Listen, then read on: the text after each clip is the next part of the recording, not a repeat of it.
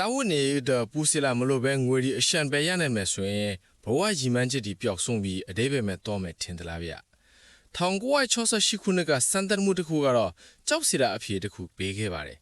ပညာရှင်တယောက်ဟာကြွတ်အိတ်ကောင်ကိုစံတက်ခန့်ကြီးတဲ့ထေးခဲ့ပါတယ်ဗျ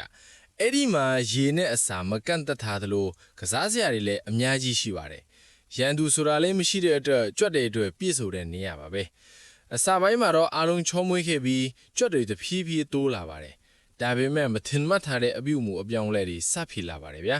ကြွတ်ထီးတချို့ကအယမ်းကိုရန်လိုလာကြတယ်သူတို့အချင်းချင်းပြန်လဲပြီးတိုက်ခိုက်တက်ဖြစ်လာကြတယ်လို့အမတွေဟာနှုတ်မတိုက်ကြတော့တဲ့အတွက်အကောင်ပေါက်လေးတွေတေးကုန်ပါတယ်